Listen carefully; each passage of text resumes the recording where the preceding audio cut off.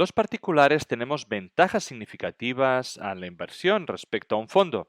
Por empezar, no tenemos que justificar nuestra inversión a nadie más que a nosotros mismos y podemos asumir unos riesgos más elevados a la espera de mayores retornos. No es lo mismo gestionar tu propio dinero que el dinero de los demás. Sin embargo, a veces pienso que si invirtiésemos en minería como lo hace un fondo especializado en recursos naturales, seguramente disminuiríamos el riesgo, lo que implicaría reducir las pérdidas en algunas posiciones. ¿Os acordáis de las dos reglas de Warren Buffett? Charlamos con Marcos Hernández sobre cómo invierte un fondo de recursos naturales y cuáles son las diferencias en inversión entre fondos y particulares.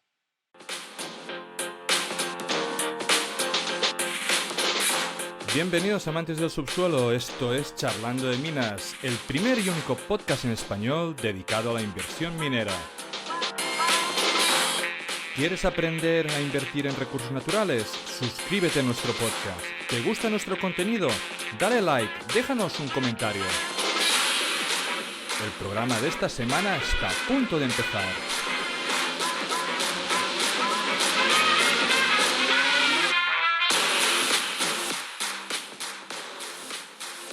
Bienvenidos a Charlando de Minas, el único podcast en español dedicado a la inversión minera. Hoy tenemos a un invitado de excepción. Tenemos a Marcos Hernández Aguado, que es Chief Investment Officer de Strategic Investment Advisor Group. Es verdad que no solemos realizar entrevistas a fondos, pero esto es simplemente porque no hay muchos fondos que tengan una inversión tan potente en el sector de los recursos naturales. Y especialmente SIA tiene un Long Investment Fund de recursos naturales. Así que, hola Marcos, ¿cómo estás? Bienvenido al programa. Hola, buenas, fenomenal. Gracias por invitarme, un placer estar aquí. Marcos, nuestro invitado, es un destacado profesional en el ámbito de la inversión, con más de 20 años de experiencia y con una sola trayectoria en el análisis financiero, gestión de activos y liderazgo de equipos de investigación. Antes de estar en SIA, Marco trabajó por Merrill Lynch Europe, con sede en Londres, donde estuvo dentro del equipo de construcción y de materiales de construcción, siendo constantemente clasificado entre los mejores analistas en la encuesta anual de Institutional Investors. Se unió en SIA en marzo del 2008 como analista senior y fue promovido a jefe de investigación, donde lidera un equipo de 5 analistas, siendo también responsable del conjunto de la gestión de las carteras. Y aparte de eso, es miembro del comité de inversiones desde 2009. Sería esto una buena introducción. También había premios y más cosas, pero tampoco quería alargarme mucho más, Marcos. No, es una buena introducción, es una experiencia larga. Yo lo resumiría en más o menos 30 años de experiencia, 15 en análisis y 15 en gestión. Y en los últimos 15 en gestión, pues muchos de ellos valorando o intentando invertir en recursos naturales, en minería, en petróleo y en commodities, donde ahora SIA tiene una inversión importante con el Fondo de Recursos Naturales. Perfecto. Vamos a dividir esta entrevista en dos partes. La primera hará referente un poco a la historia y a la experiencia, ¿no?, que habéis adquirido dentro de SIA y vuestra forma de invertir. Y finalmente una segunda parte con vuestras tesis y convicciones para 2025, donde vamos a repasar vuestras mayores apuestas. Así que para empezar, ¿podrías explicarnos un poco de la historia de SIA? Yo he recibido muchos inputs de fuentes diferentes y si no me equivoco, en los inicios fue un fondo que lo hizo muy bien porque hubo todo el boom de China. Creo que hasta tuvo una sede en Barcelona, si no me equivoco, pero luego pasó un tiempo bastante complicado con el crash del 2008 y bueno, hasta entonces que os habéis mudado a Suiza y ahora todo está yendo muy bien porque, pues bueno, parece que nos va a venir otro boom de materias primas, ¿eh? No sé si podrías explicarnos un poco la historia un poco más ordenada. Sí, lo voy a intentar resumir porque, claro, SIA se creó en 2002, o sea, estamos hablando de una gestora que tiene ya pues 22, 23 años de vida. Para simplificarlo, hay tres etapas. La etapa número uno, desde el 2002 hasta el 2008, que concuerda con el ciclo de commodities, de recursos naturales, de China, de mercados emergentes, un ciclo value, un ciclo growth, un ciclo value, pues el fondo fue el mejor del mundo. Eh, fijaros, algo que me cuesta decirlo, lo he tenido que comprobar muchas veces porque un alfa de 30 puntos por año desde el Wow. 2002 al 2008. En 2002 empezó con 4 o 5 millones de gestión y en 2007 tenía 2.000 millones. Claro, yo llegué en la fase 2, es decir, esa fue la fase 1, mejor fondo del mundo, Mm. gestionado por dos personas que son de muy alto nivel académico y con muchísima experiencia. José Carlos Jarillo, el fundador, catedrático de la Universidad de Ginebra, y Walter Scherk, que fue, si no me equivoco, jefe de la gestora de ahorro corporación sí, a principios de los 2000, y luego entró en sí en 2003 o 2004, muy al principio. Estas dos personas, como digo, de muy alto nivel, llevaron la empresa de 0 a 2.000 millones con una performance muy buena. El tema es que, claro, coincidió con un ciclo de recursos naturales muy, muy bueno. Entonces, con el viento a favor, con una filosofía value, en el momento perfecto, porque si recordáis, 2002, la bolsa había bajado después de la burbuja tecnológica Sí. y todo el mercado está muy barato. Entonces, entrar en 2002 justo con un concepto value y de commodities te lleva pues con una ola hacia arriba, ¿no? Mm. Luego, en la fase 2, pues eso, la acción y el fondo va muy bien, los fondos. De hecho, vamos tan bien o va tan bien SIA, porque yo entré en 2008, más bien en la fase 2, pues tenemos básicamente 4 o 5 fondos, o SIA tenía 4 o 5 fondos. El más importante, que es el Global Valor, este se llama Classic, y luego teníamos uno de energía y uno de minas, que estaban separados. Mm. Bueno, llega 2008, llega la crisis, que son 2 años terribles, 2009-2010. Luego, si recordáis, también Europa a punto de quebrar con Sí. Grecia, los PICs. ¿Os acordáis de los famosos PICs, donde estábamos nosotros también? Pues ahí hay 2 o 3 años malísimos. Como el fondo había subido mucho, pues hace mean reversion y baja más que el mercado. Había subido tanto que luego baja mucho más que el mercado. Y claro, pues creo que de arriba a abajo, pues caímos un 60% más que el mercado, o sea, como 20 puntos más que el mercado.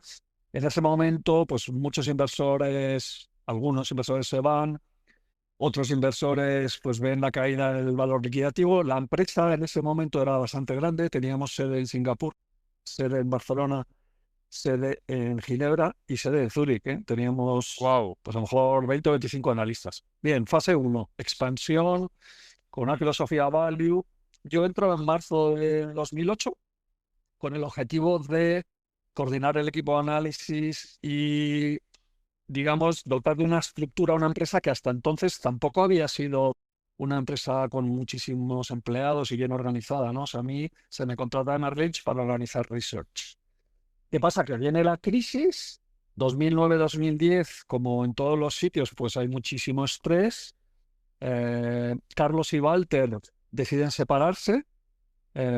Carlos le compra la mitad de la empresa, más o menos, a Walter y entro yo a gestionar con él, ¿vale? Es un poco, la segunda parte Sí, va sí. desde el 2010 hasta el 2019, donde Walter decide irse después de tanta tensión y entro yo a gestionar con Carlos. Ahí la empresa, pues unos años de reestructuración de la empresa, menos analistas, menos vendedores, menos gente, reestructuramos los fondos, nos quedamos solo con dos, el Classic, que es Global Value, y el Natural Resources, porque estamos convencidos de que viene un ciclo alcista o que ha empezado un ciclo alcista de recursos naturales, tenemos mucha experiencia. Desde el 2010 al 2019, pues vamos haciendo razonablemente bien. Nuestra performance es doble dígito por año. Mm. Y en 2019 es el segundo evento, que es Carlos Jarillo se acerca a 70 años y le compramos la empresa, ¿vale? Entonces hay un management buyout en 2019. Desde 2019 yo soy el CIO y el que lleva los fondos, ¿vale? Entonces, Muy bien. digamos que son las 3 etapas de SIA. Y ahora todo es muy sencillo. Una empresa más pequeña, somos all-in 8 personas, muy centrados en los dos fondos solo que tenemos, luego tenemos mandatos y hemos encontrado la manera de gestionar los dos fondos combinando eh, lo que llamamos capital preservation, o sea, no perder dinero y un retorno decente, ¿no? Que era la definición de Keynes de la inversión. Entonces, históricamente, yéndonos hacia atrás, hemos aprendido mucho, tanto de la crisis del 2008, luego del 2010, luego la 2015 de China, luego el 2018, luego el COVID. Y esa experiencia creemos que es muy importante a la hora de gestionar un fondo, haber pasado por ciclos alcistas, ciclos bajistas, dónde me he Claro. equivocado, dónde lo he hecho bien. Y creo que estamos preparados, o creemos que estamos preparados ahora para hacer crecer la empresa y llevarla, si no al nivel de 2.000 millones, pues a un nivel, pues algo más grande. Muy bien, muy buena historia y además es muy buen punto, ¿no? Que dices y para poder realmente valorar y para poder gestionar este tipo de fondos es muy importante esa experiencia de haber vivido ciclos alcistas y ciclos bajistas, porque las commodities son muy volátiles, ¿no? Y las puedes jugar a tu favor, pero sí que es verdad de que, pues bueno, puedes suponer una complicación adicional, ¿no? Am, he mirado algunos vídeos de ustedes, ¿no? Y vienen de la escuela, ¿no? Y lo ha repetido varias veces del value investing en sí.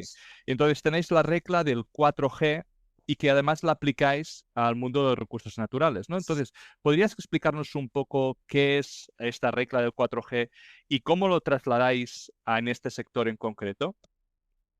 Y pues eso, fíjate, esa pregunta es un poco la destilación de todo lo que hemos aprendido. Entonces, lo dividimos un poco en dos partes. Los 4G son digamos, la estructura fundamental de nuestra gestión, que es en inglés, porque en inglés es good business, good managers, good balance sheet and good price, que en español sería las 4 Bs. Buena empresa, buen equipo de gestión, buen balance y buen precio, ¿vale? Esas son nuestras 4Gs.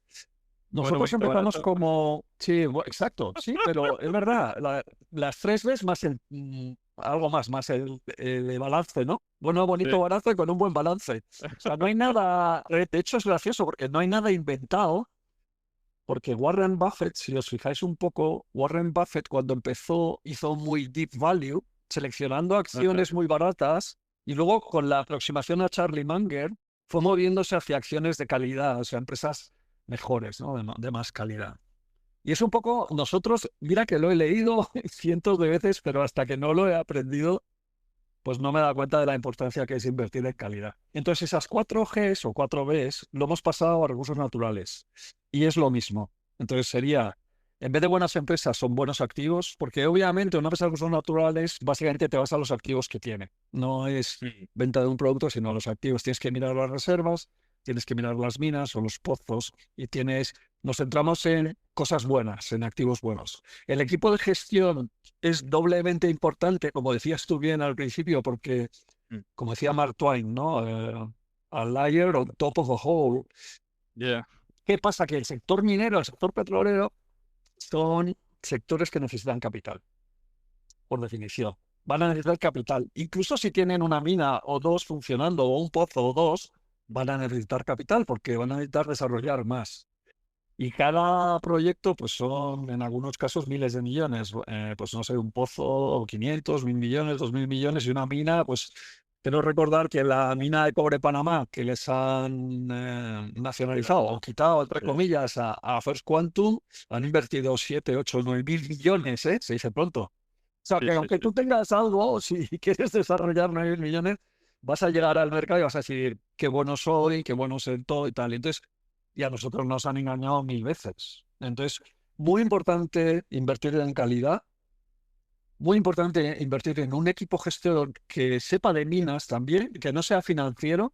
Y eso lo digo un poco en contra mía, porque mi perfil es más financiero, aunque tenemos mucha experiencia, pero es mejor que el conocimiento sea más técnico, más de ingeniería y más de minas. El balance, otra vez clave. O sea, si este sector, si la bolsa en sí ya tiene riesgo de invertir en una empresa apalancada, y vuelvo a los basics, de Warren Buffett, de Charlie y todos los value investors, en commodities es mucho más. Es lo que le llamamos el cóctel tóxico, porque tienes la volatilidad de la commodity, Mm. el apalancamiento operativo, porque claro, tú tienes costes fijos, que suelen ser bastante altos, y luego la deuda. Entonces es realmente muy importante no entrar en deuda, porque a la mínima que te has equivocado con la commodity, pues ya está, se acabó la inversión, ¿no? Entonces hay que intentar no perder dinero. Y lo último, el precio. Mm. Intentamos valorar las empresas que es muy complicado. Si queréis, luego entramos un par de minutos en cómo se valora una empresa, pero es extremada. No he encontrado un sector tan complicado en mi vida de valorar. Es muy difícil de valorar, muy, muy difícil. Mm. No, Entonces, esas son... Sí, dime. no, que lo que iba a decir es que las limitaciones que has puesto realmente te limitan mucho, ¿no? El tipo de empresas en las que podéis invertir. Porque me estabas diciendo un tipo de...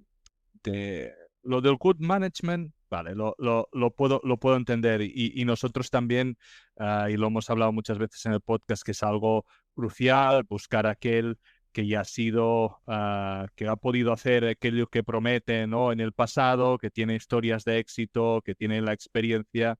Ah, good balance sheet. Hay muchas minas que no están en producción. ¿Sabes cómo puedes tener una good balance sheet en una mina que aún no está en producción? Buenos activos. Bueno, puedes tener buenos activos, pero todos sabemos de que pues hay muchas cosas aún por explorar, ¿no? Por expandir y por lo tanto es muy complicado a veces poder determinar el alcance real de ese activo. Por lo tanto, todas estas 4Gs aplicadas aquí no os limitan muchísimo al tipo de activos que podéis invertir. Nos limitan muchísimo, ¿no? Nos limitan. Hay que tener en cuenta que este sector en bolsa, además, es un sector pequeño. Es un sector pequeño. Yo no recuerdo los datos, pero si coges todas las mineras y las comparas con Nvidia, pues probablemente el market cap de Nvidia sea Sí. superior a todo el sector. Pero... Seguro. Y luego es verdad que en petróleo hay más market cap porque es más grande el sector, pero Sí. la verdad es que las mineras... Entonces sí que nos limita. Luego cotizadas hay todavía menos compañías y al final nos limita muchísimo. Pero bueno, para montar una cartera, invertir, ahora tenemos unos 100 millones, pues nos da de sobra. Tenemos en petróleo, pues tenemos 15 valores o así, 10, 12, 15 valores. En mineras tenemos otros 10, 15 valores. Y luego lo que hemos hecho es diversificar el fondo para que no sea tan dependiente de China. Una cosa muy importante, es decir, bueno, ahora entraremos más en detalle, pero Sí. nosotros es un fondo que tiene liquidez diaria. Mm. Entonces, nuestro fondo tiene valoración diaria y liquidez diaria. Y nosotros es muy importante para nosotros transmitirle a nuestros inversores que vamos a defender su capital, Mm. que va a haber volatilidad y tratar de reducir esa volatilidad lo máximo posible para que en un momento de recesión económica, normalmente este sector colapsa cuando hay una recesión económica, cuando hay una crisis, como en 2020 con el COVID, que es el ejemplo perfecto. O sea, el índice te cae en el COVID un 35% y las materias primas te caen un 60%. Y las empresas de materias primas pequeñas te caen un 95%. Entonces hay que tener muchos Bueno, es el momento de mondongos. comprar. Es el momento de comprar. Sí, pero métete ahí, ve hacia atrás y ve hacia el COVID y di, ostras, he caído un 95%. No, está eh, claro. Y que con el dinero de uno puede hacer una cosa, pero con el dinero de otro es mucho más complicado. Está claro. y lo que no queremos es que la gente, o sea, nuestra gran valor añadido, siendo honesto con vosotros, 100% honesto, nuestro valor añadido es que la gente no nos venda cuando hay una recesión y el mercado colapsa. Eso, ahí voy a añadir mucho más valor que si, oye, compra un poquito de esta, un poquito de la otra y tal. Entonces, nuestro big picture es no perdamos dinero, tengamos una volatilidad que sea controlable, cercana al mercado, un poquito más, pero cercana, no del doble, y preservar capital y un buen retorno. Entonces, yo podría montar una cartera, pues creo, imagínate, ¿vale? Oye, joder, Marcos, llevas 30 años, has visto de todo, móntate una cartera con empresas pequeñas solo. Con tires estimadas del 30%. O sea, si yo tengo una cartera de pequeñas empresas ahora, small caps, que están empezando, que tienen de no sé qué, las tires esperadas, pues a lo mejor son el 40%. Y luego te digo, oye, y este fondo que ahora vale 100, mi intrinsic value es 400. Mm. Claro, ¿qué pasa? Pues lo que pasa es que te viene una crisis que no esperabas, porque Trump la lía o lo que sea, o hay una alerta, Sí, ¿vale? Porque sí. estas cosas no se pueden estimar. Si las crisis fueran estimables, todos estaríamos más tranquilos, pero las crisis vienen Sí. cuando no las esperas.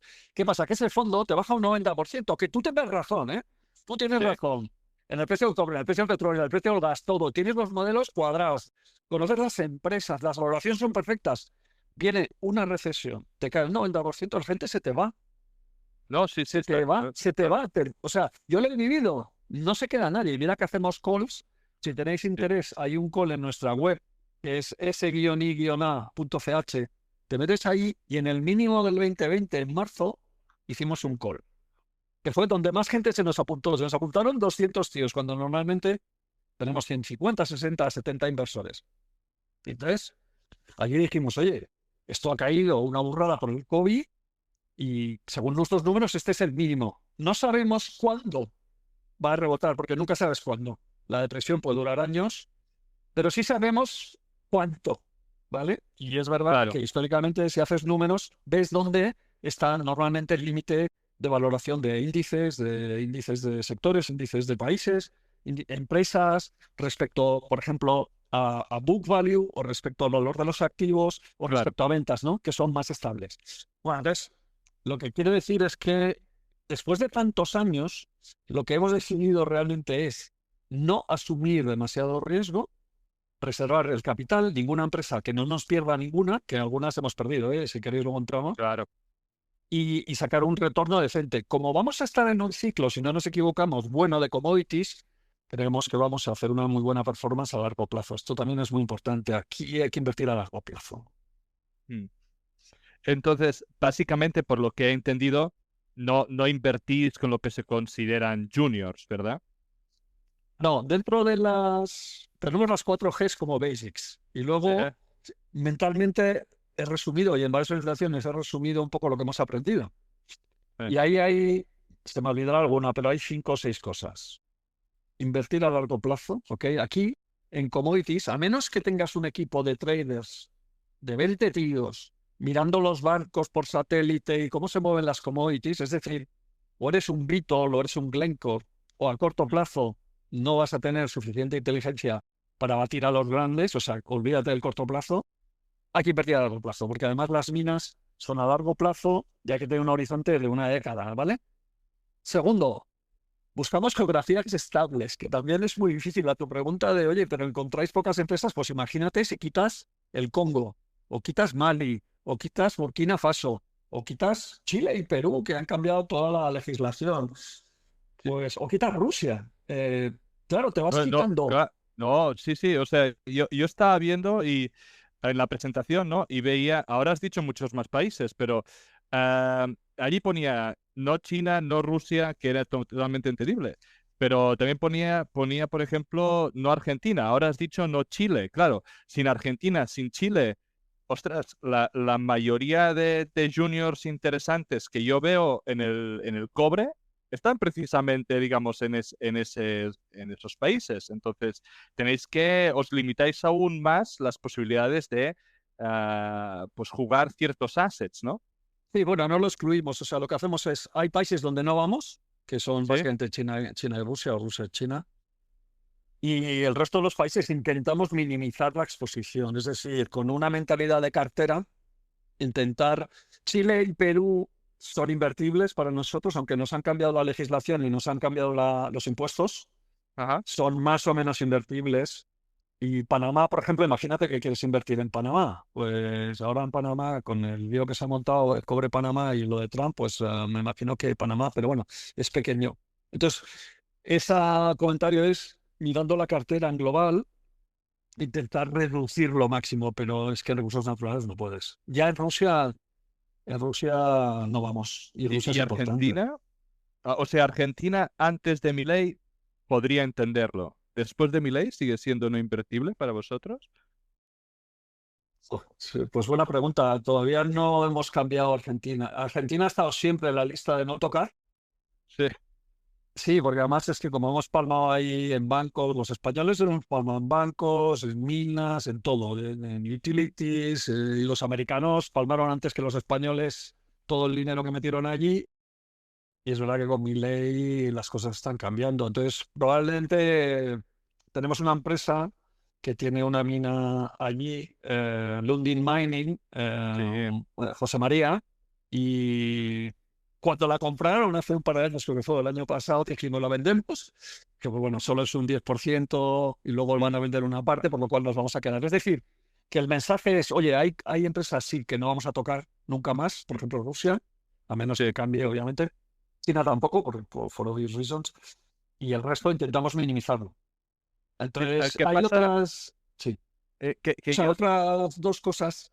Sí, O sí. sea, a largo plazo, jurisdicciones, no entramos en startups y no Sí, sí. entramos en grandes, tampoco en las super grandes. Exacto, exacto. No, esto también es otro punto que quería tocar. Vamos, dos preguntitas más sobre países, ¿no? Porque yo tenía entendido que uno no tenía que bloquear países, que entiendo lo que dices, ¿eh? Que tenía que mirar a regiones, ¿no? En el sentido de que no es lo mismo, digamos, España que Andalucía, en el caso de la minería, o no es lo mismo Argentina que San Juan, ¿no? Digamos.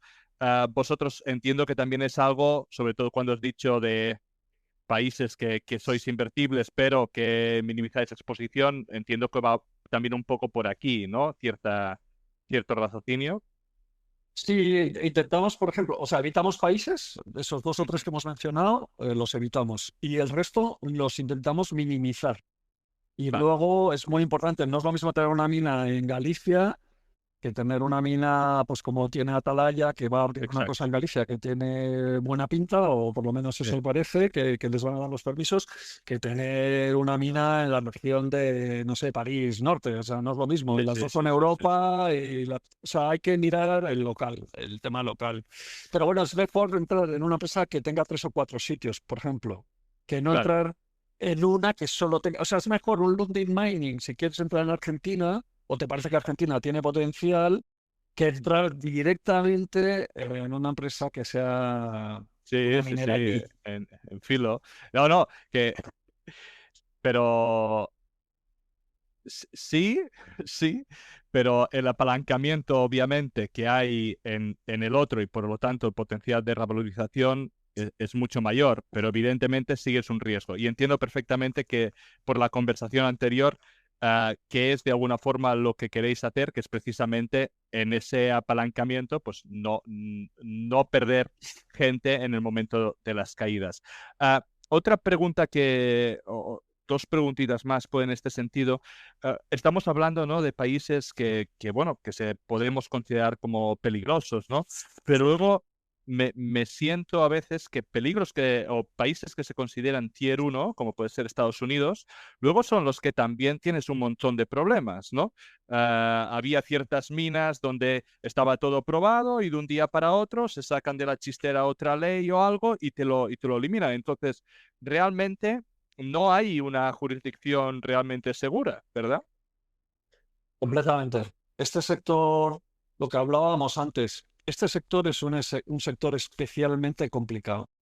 Mm, Porque aparte de la valoración y de entender las empresas, con lo que hablábamos antes de geología y financiero y ciclo largo, pues resulta que la legislación, ya no solo en los países donde hay corrupción, joder, es que, claro, estamos hablando de países, Zambia, Congo, sí, no, yo estoy sufriendo.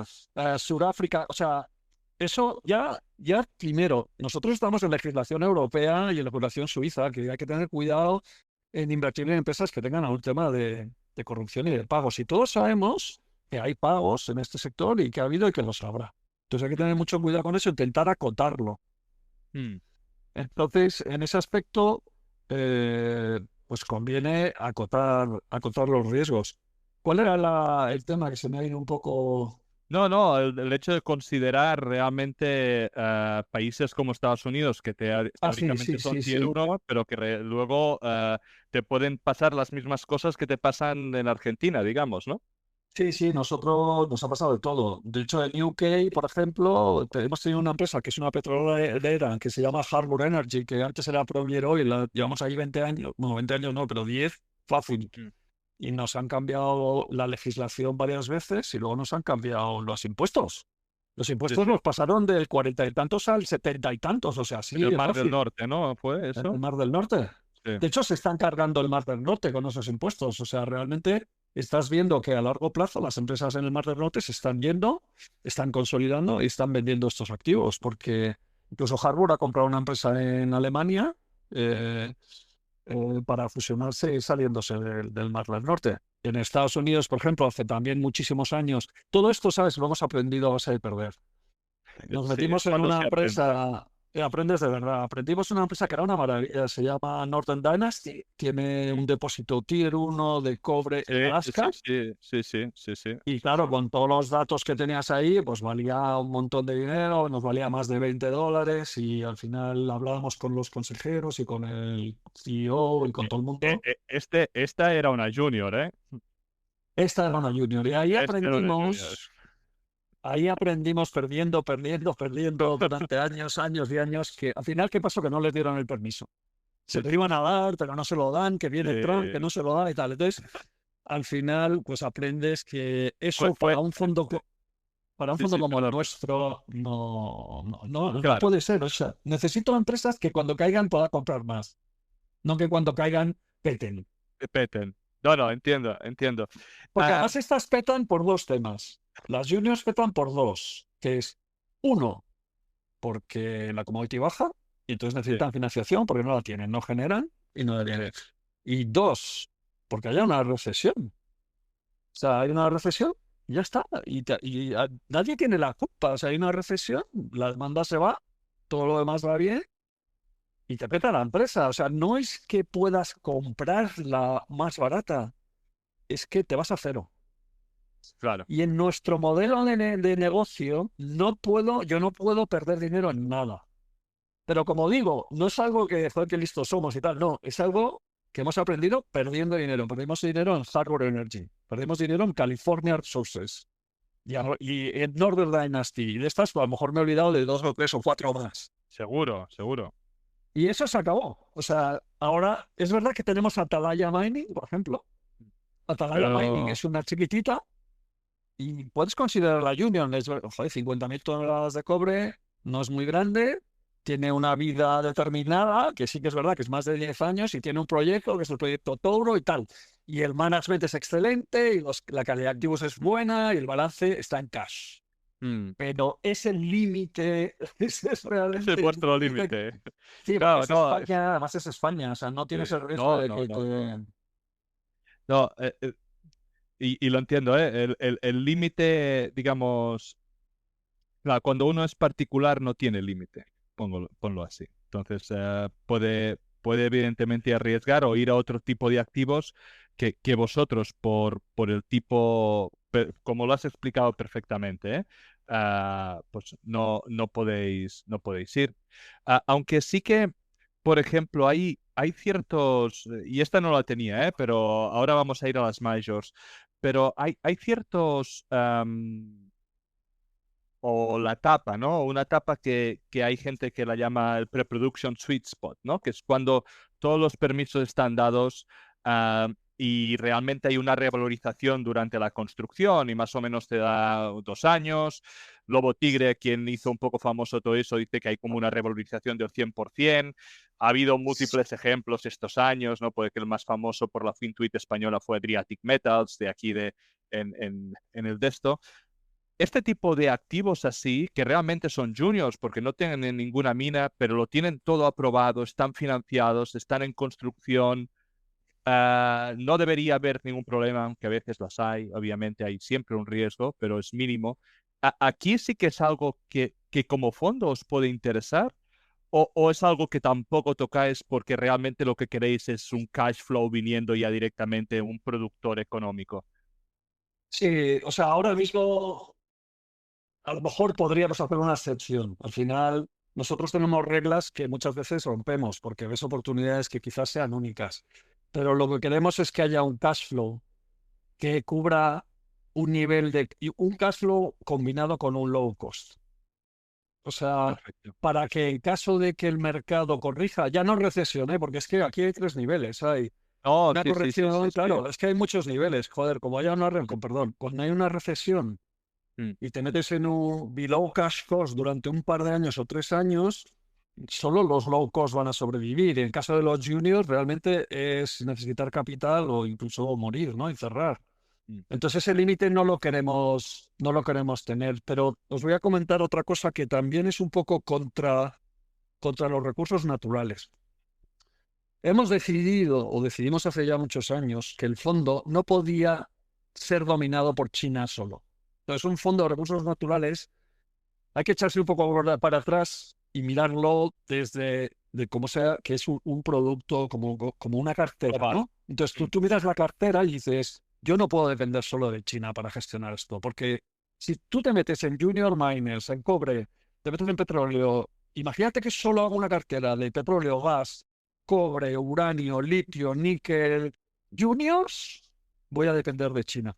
Si China va mal, porque consume la mitad de todo, más o menos de petróleo y gas, consume la mitad de todo. Entonces, esto al final va con macro y va con China. Entonces, ¿qué decidimos para que la correlación no fuera tan bestia con la macro, y sobre todo con la macro china? Es verdad que también con la macro americana. Obviamente hay tres polos de macro, ¿no? Que son Europa, China y Estados Unidos. Entonces hay una correlación increíble. Aunque el petróleo no tenga nada que ver con el cobre, van igual. Y si China va mal, te cae un 30 o 40% en nada, en 3 semanas. Entonces lo que decidimos fue abrir 2 polos más de sectores dentro del fondo para darnos la capacidad de actuar, ¿no? Entonces tenemos infraestructuras y tenemos agricultura y alimentación. Sí, ¿no? Los salmones contra China, ¿no? En los salmones contra China, por ejemplo. O sea, entonces, ¿qué hacemos ahí? Lo que hacemos es, cuando las commodities están muy altas, bajamos el peso. Sí. Hace un par de años, o sea, con el rebote del COVID, que debió ser 21, 22, creo que 23, el, el cobre subió mucho en el rebote y las empresas de cobre subieron mucho. Y entonces, pues vendimos todo el cobre. Y el cobre pasó de ser un 25% de recursos naturales, o el 20%, al 2 o al 5 o algo así, ¿vale? ¿Y dónde metimos eso? Pues cuando el petróleo estaba un poco caro, pues nos metimos en... Siempre puedes encontrar cositas pues tan buenas como puede ser un Piscofan en España. Yo hago... Es decir, toda nuestra experiencia value nos ha dado un poquito la manera de decir, oye, vamos a ocultarnos un poquito aquí y esperar que esto corrija, porque va a corregir. No lo hacemos intentando hacer timing de mercado. O sea, el timing de mercado es muy difícil. El timing de economía todavía yo creo que nadie lo puede hacer realmente. Pero sí sabemos de valoraciones. Entonces, todo nuestro timing es por valoración. Y cuando el mercado y las empresas del cobre me suben a niveles muy altos, ya de bull cycle, pues reducimos el peso, y si el petróleo está barato, nos metemos ahí, si o cobre o gas está barato, o otra cosa, ¿no? Entonces, hemos aprendido un poco a gestionar eso, y eso lo hacemos realmente para proteger el capital y rentabilizar a doble dígito. No vamos a poder dar un 20% sin volatilidad. Ese 20% o 30% anual lo puedes hacer tú a título privado con una parte pequeña de tu total wealth, porque, claro, de tu cartera, porque si no es demasiado riesgo, pero nosotros eso no lo vamos a hacer, lo hicimos, así nos fue y eso se acabó. Y aunque lo hiciéramos bien, es que nos da igual, o sea, nos da igual. Y como hay un ciclo de commodities que creemos que va a ser muy bueno, pues tenemos 10 o 15 años de sacar una rentabilidad buena durante 10 o 15 años. O sea, verde y con asas. Tampoco necesito... O sea, yo no quiero ser un billonario, me considero. Considero que una rentabilidad de doble dígito es más que suficiente. Perfecto.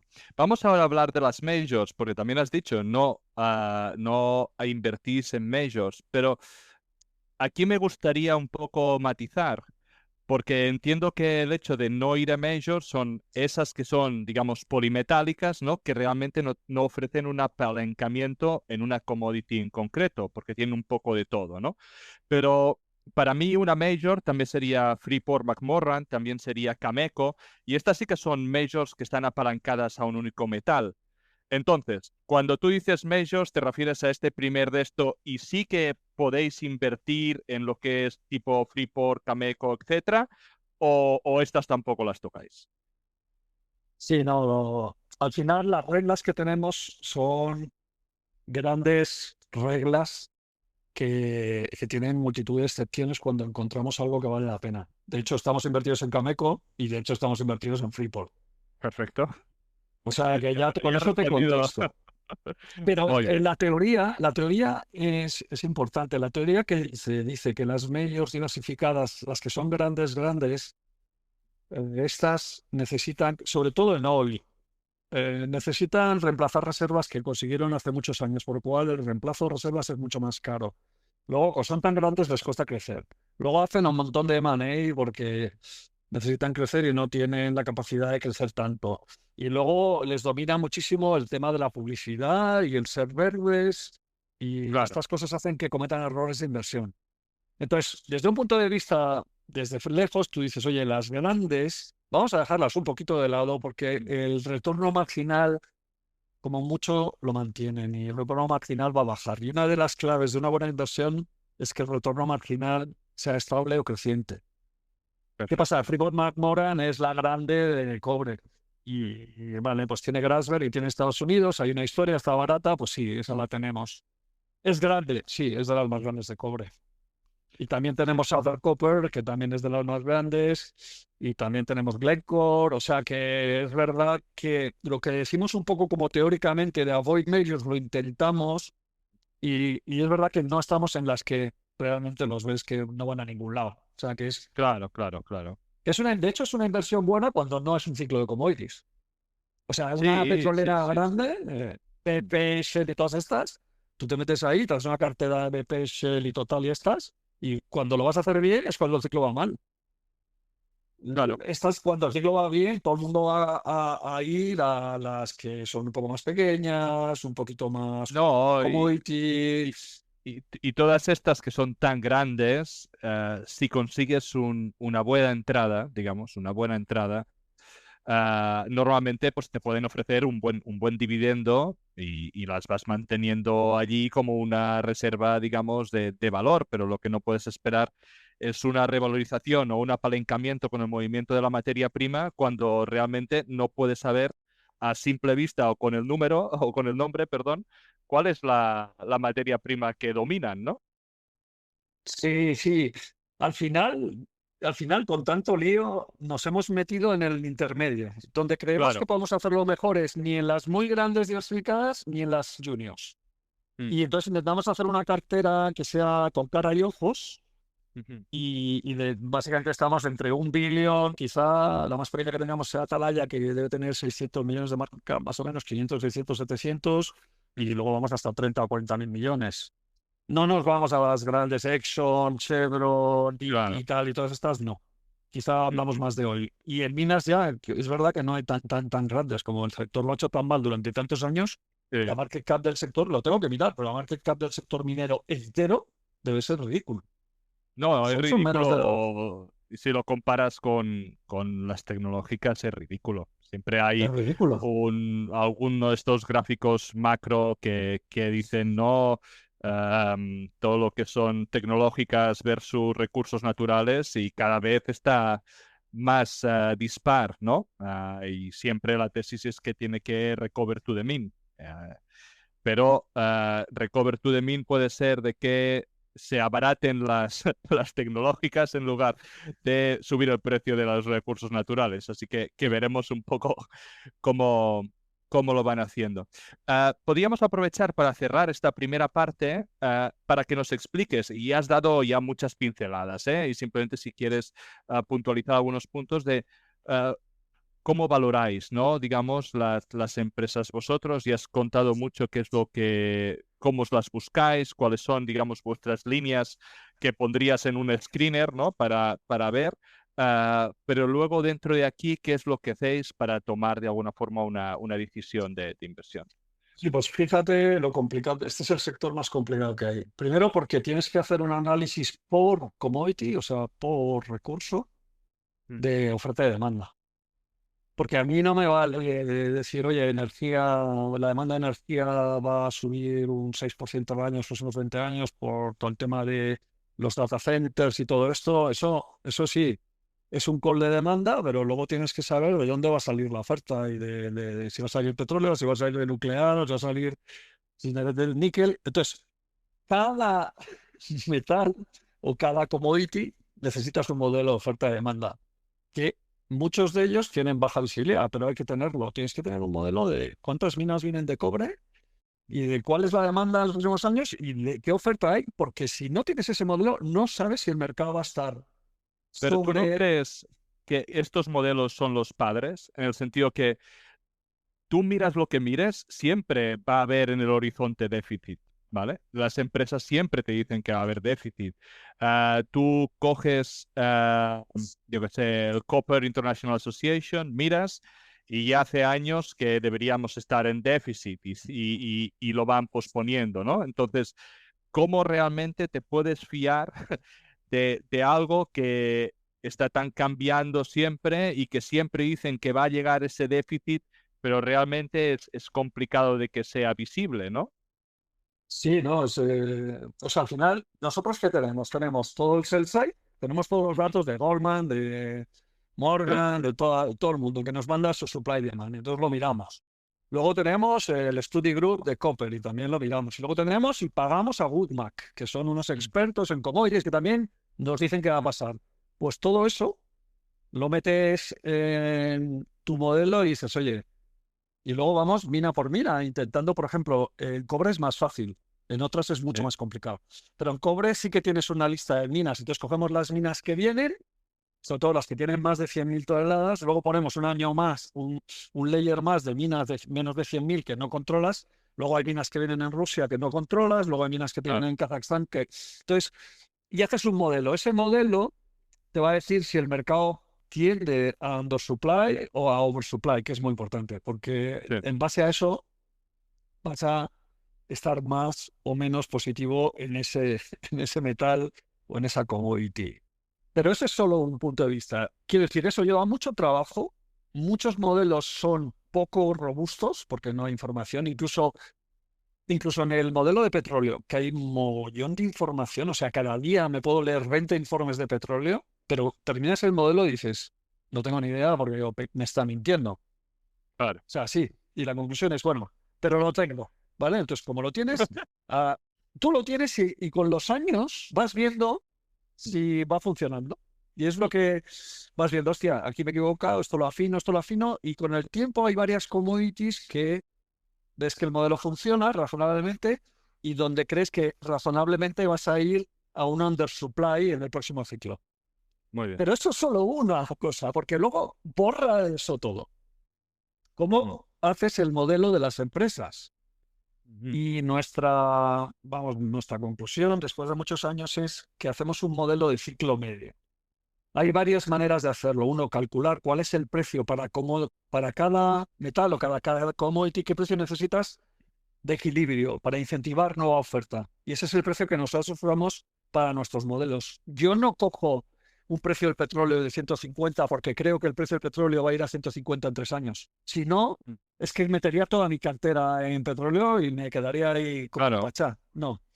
Nosotros sabemos que a partir de 80-90, porque nuestro modelo nos lo sugiere, porque la curva de costes nos lo sugiere y porque hemos visto cómo funciona el precio del petróleo en realidad, que cuando llega a 90 sale más shale y cuando baja a 70 y OPEC y shale son los que están controlando el precio del petróleo, ¿vale? Entonces a 90 sale más shale y OPEC saca más y baja.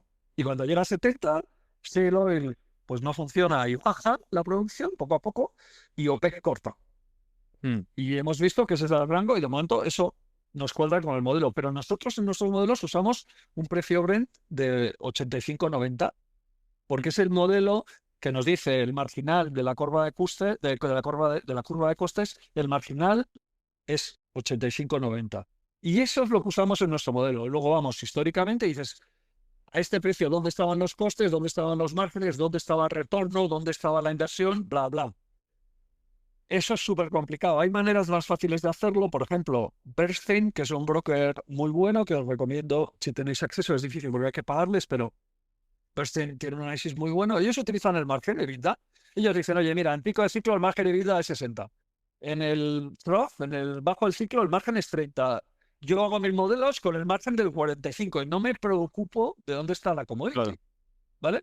Puedes hacer lo mismo con el retorno. Oye, el retorno histórico aquí, el alto y tal. Entonces, hay muchas maneras de... Pero el resumen de eso es que necesitas un supply demand de la commodity y luego un modelo que te dé el ciclo medio. Mm. Porque el ciclo alto, joder, si yo pongo el cobre a $7 la libra, Mm. es que me da igual el modelo. Vamos, me tengo que comprar todo cobre porque voy a multiplicar por 4. Claro. O sea, da igual, el modelo ese no tiene sentido. Entonces, nosotros hacemos el modelo con el precio de incentivo, aunque creamos que el cobre va a subir mucho, y nos da una TIR a la inversión. Y eso os lo damos, que yo creo que es una diferenciación de SIA con otra gente, es que tenemos valoradas todas las empresas con precios de incentivo Mm. y con modelos convergidos a ciclo medio. Y entonces, como tú tienes una TIR y un valor intrínseco por valor, saco la media ponderada y os digo, oye, a ciclo medio, el fondo a este precio me está dando una TIR, ahora mismo nos da una TIR del 14,5, 15. Pero luego le tienes que quitar fees, porque nosotros cobramos un 1,5, ¿vale? Mm. Tú, si mi modelo me dice que voy a ganar a ciclo medio un 14,5, le quito 1,5, pues la TIR escolar es de un 13. Y como está muy diversificado, a menos que cometa un gran error en un sector, es decir, que me equivoque, por ejemplo, en cobre, y el cobre de pronto encuentre en 20 minas de 1 millón de toneladas y esto se vaya a oversupply durante 2 décadas. Eso sería Sí. lo que no se cargaría al fondo. Pero si nuestras tesis globales de petróleo, cobre, uranio, salmón y alguna otra cosa es cierta, ese fondo tiene que hacer ese 13-14% anual durante 15 años, que es una burrada. Mira, 10% anual es doblar cada 7 años. O sea, tú metes 1 millón y en 7 años tienes 2. Y en otros 7 tienes 4, ¿vale? Eso es lo bonito que también hay que explicar Claro. mucho al inversor. El compounding es muy difícil de entender hasta que no lo ves en tu valor liquidativo. La gente dice, coño, yo me meto en un... Joder, perdón por la... Me meto en un inmobiliario y me meto en un inmobiliario y saco un 12 o un 15 y dices, sí, vale, pero luego lo vendes y se acabó. En cambio aquí es año, otro. Y eso es lo que Buffett entendió cuando él tenía 10 años, yo lo entendí cuando tenía 45. Mm. Es que no paras de crecer. Entonces, mira, si diéramos un 13, un 14%, eso sería doblar cada 5 años. Sí, sí. Pero y entonces dices a la gente, no, pero doblar cada 5 años, metes 1, en 5 son 2, en 10 son 4, en 15 son 8. Entonces es Sí, lo sí. bonito de esa rentabilidad y el largo plazo. Entonces, en este sector, si tenemos la visión correcta en las distintas commodities en las que estamos ahora en el fondo, tenemos un ciclo muy largo, que es lo bueno y lo malo de las commodities, que es el ciclo es larguísimo. Porque cuando el cobre o el petróleo entre en una fase donde no hay suficiente oferta, Ujú. para atraer más oferta lleva mucho tiempo. Claro. No es, por ejemplo, en barcos. Tú te metes en barcos, como nos metimos hace un montón de años, en barcos, si no hay suficiente oferta, se llenan los astilleros y en 2 años tienes 300 barcos más. Los Y ciclos aquí son no. mucho más rápidos.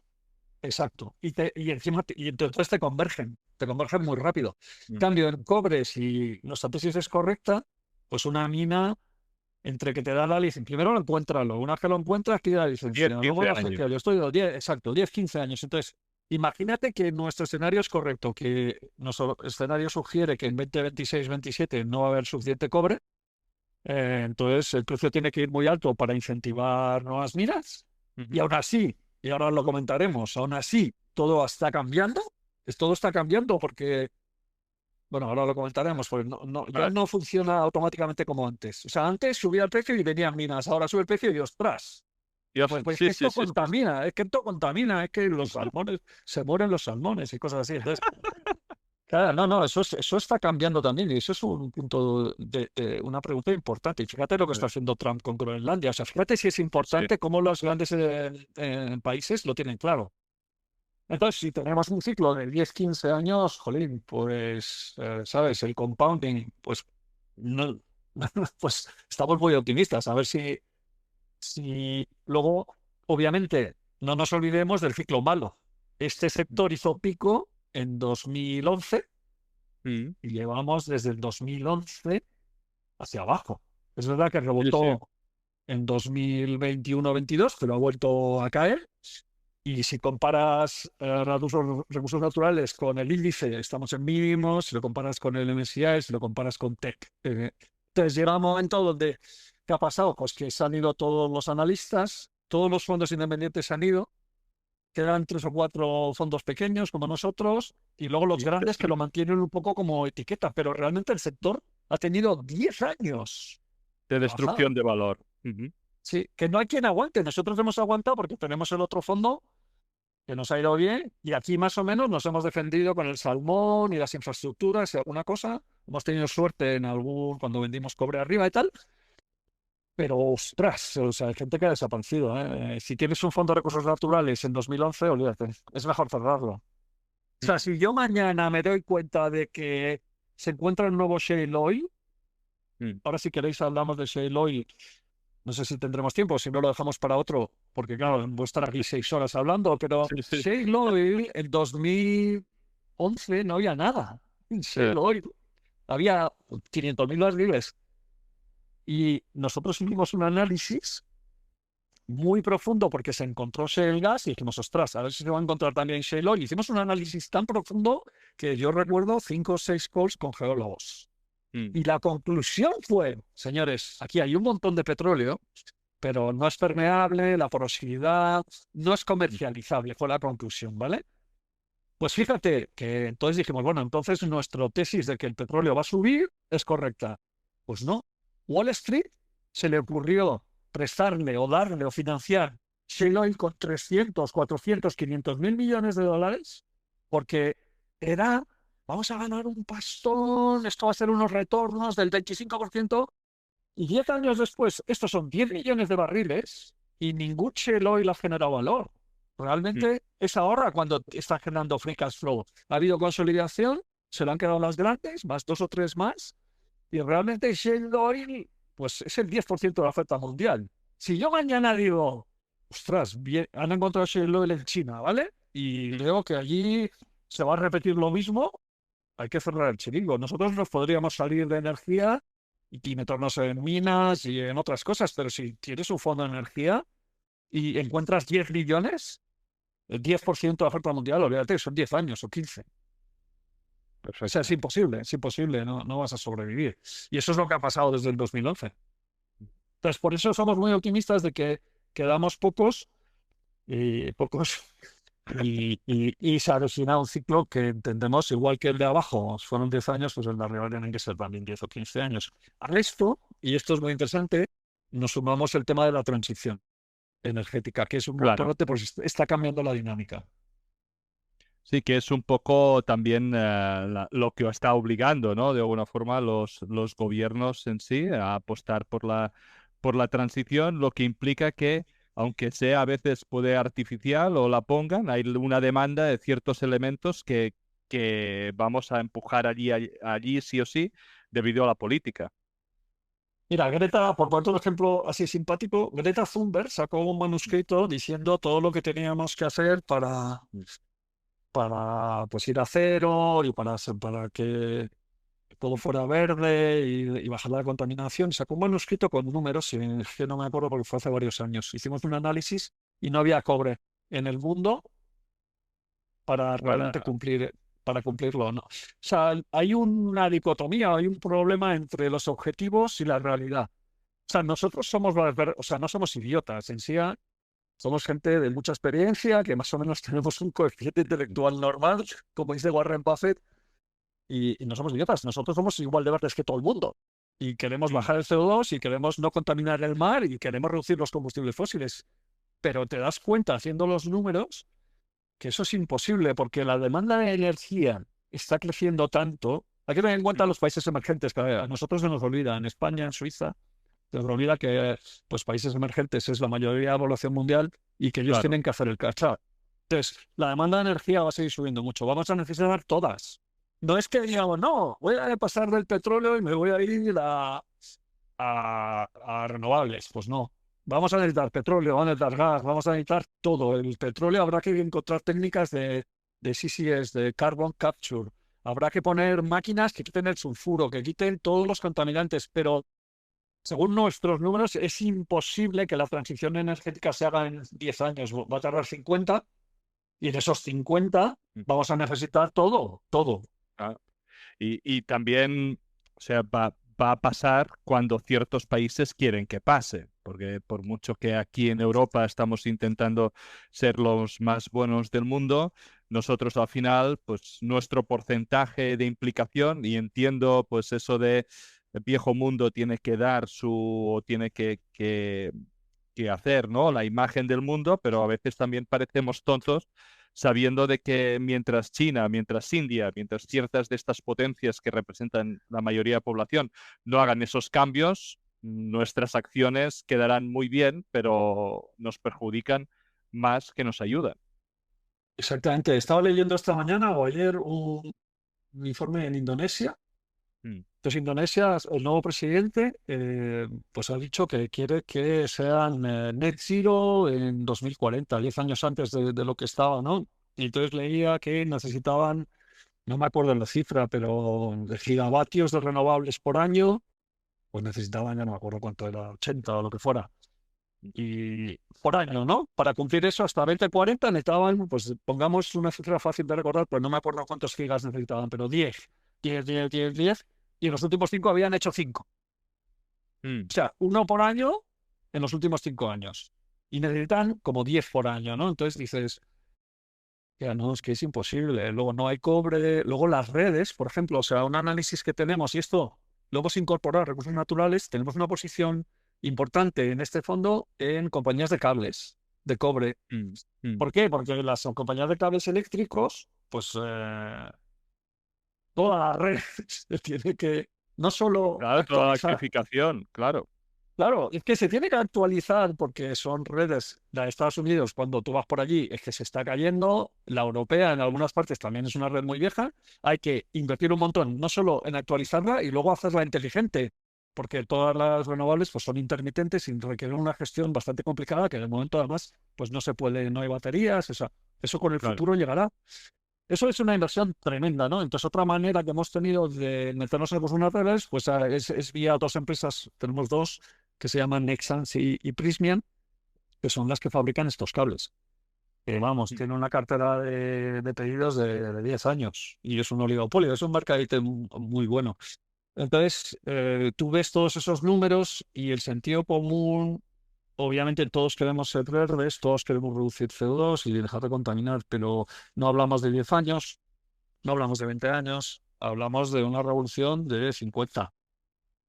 Es verdad que luego hay que seguir la tecnología. Si encontráramos el tema de la fusión nuclear, por ejemplo, pues eso podría acelerarlo, pues que se Sí, encontrara. o si se apuesta un poco más por la nuclear en lugar de cerrarlas. Sí, la nuclear está, yo lo veo clarísimo, nosotros lo vemos clarísimo, hay que apostar por la nuclear. Fíjate que en Alemania todavía ni han cambiado, o sea, es algo inconcebible. Un Claro, país como claro. Alemania, a estas Prefiera quemar alturas. carbón. Es lo que ha pasado, exacto. Es lo que ha pasado el año pasado, que cuando ha habido problemas de viento, problemas de sol, macho, los tíos abren las minas de lignito y se ponen a quemar carbón. Pero bueno, eso ha pasado en Pakistán, eso ha pasado en Indonesia, eso ha pasado en la crisis de cuando lo de Rusia y Ucrania, pues allí se ha quemado carbón por un tubo, porque todo el mercado del gas, pues hubo ahí problemas logísticos y de precios y tal, y se puso. De hecho, el carbón, todos pensamos que ya está en declive y no es cierto. Consumo de No. carbón todavía no ha hecho pico. Bueno, todos sabemos que cuando alguien aparece en la portada de The Economist, sí es super bullish para eso, ¿no? Y pusieron en su momento el carbón allí como que estaba ya muerto y a partir de allí volvió a resurgir. Descargo de responsabilidad.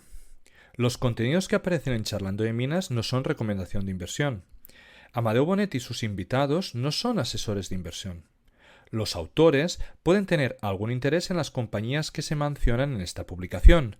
Igualmente pueden tener sesgos y no ser imparciales. La información en esta publicación y de todas otras de Charlando de Minas son impersonales por naturaleza y de carácter generalista y deben ser consideradas como un producto de entretenimiento. Recuerda que el riesgo mínimo de cualquier inversión mencionada en este vídeo es el 100% del capital. Antes de tomar ninguna decisión de inversión, es imprescindible que consultes a un asesor de inversores cualificado y con experiencia. Estas emisiones son un relato personal de mi aprendizaje en el mundo de los recursos naturales. En este podcast intentaremos traer empresas, comentar tesis de inversión y hablar con gente relevante en el sector. Si te gusta, dale like y suscríbete. Soy Amadeu Bonet y esto es Charlando de Minas.